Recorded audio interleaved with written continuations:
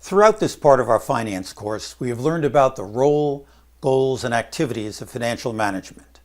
We have compared public and private organizations, and we have looked at how financial managers approach optimization and incremental decisions. All financial organizations strive to accomplish these tasks in the best way possible. I'm Frank Werner, Associate Professor of Finance at Fordham University in New York City. In this last video about financial management, we will look at financial excellence, at what it means and what it takes to achieve it. Financial excellence begins with superior performance of the 5 fundamental day-to-day jobs of financial management: preserving solvency, providing liquidity, maintaining financial resilience, establishing constructive relationships with financial professionals, and analyzing the financial implications of potential business decisions and activities. Excellent financial work also includes the financial planning and scenario analyses that underlie these 5 responsibilities.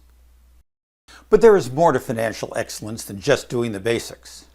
When finance does its job effectively, it empowers other business functions to excel as well. When finance clearly communicates that its goals for the company include contributing to the environment and society, in addition to adding financial value, it enables others in the company to do the same. When finance partners with other company units to produce a shared financial plan, it permits them to plan their activities with a clear knowledge of the resources and time frame available to them. When finance provides the data that other company units need, correctly, consistently, and on time, it enables them to operate efficiently and effectively. In the same way that financial excellence contributes to excellence in other parts of a company, excellence in other company functions contributes to financial excellence. The concept of customer-supplier relationships describes these interactions. In this framing, every one of a company's employees and every organizational unit within the company is both a customer and a supplier.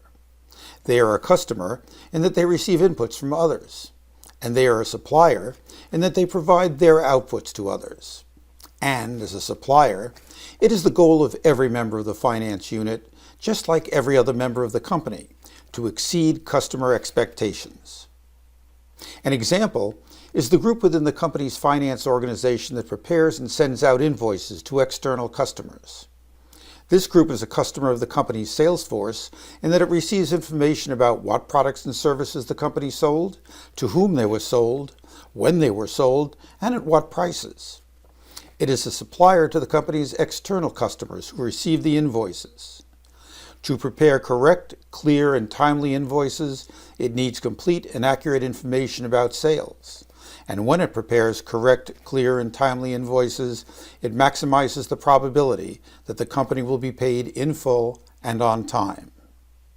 I often encourage my students who are currently working to identify and consider their own suppliers and customers. What do they currently receive from their suppliers, and what would they really like to receive? What do they currently provide their customers, and what do their customers really need from them? And what conversations would they like to have with their suppliers and customers to improve their customer-supplier relationships? One very real criticism of financial management practice during the shareholder wealth maximization era was that it was too short-term focused, looking only at the company's stock price or its earnings in the next quarter year.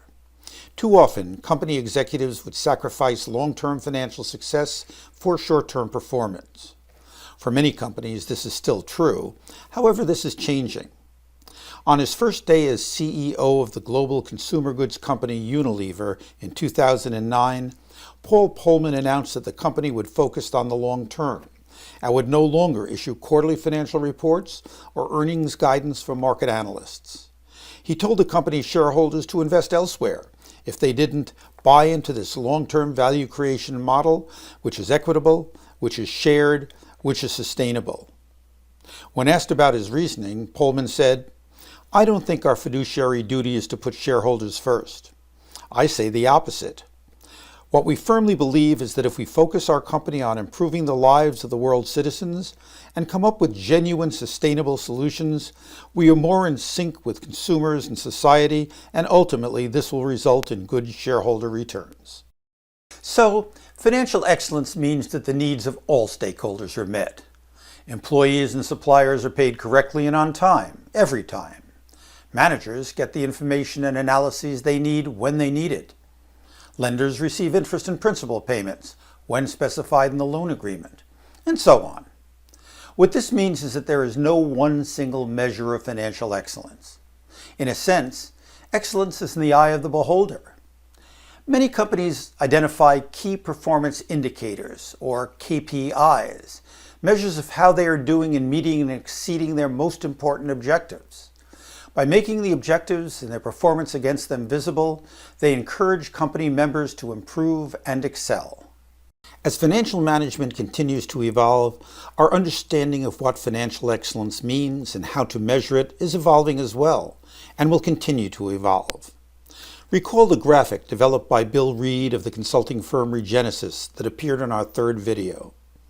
As more and more companies discover the opportunities from becoming restorative and then regenerative, financial excellence will also be measured by how companies contribute to creating a healthy, safe, inclusive world that works for everyone.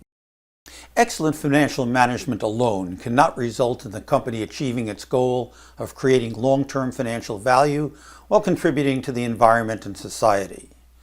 As many people have said before in other contexts, it takes a village. And in this case, it takes everyone within the organization contributing to this shared goal. However, the finance people in the organization will continue to be key players in everything the company does. So for me, financial excellence ultimately means enabling the organization to make the maximum possible contribution to all its stakeholders.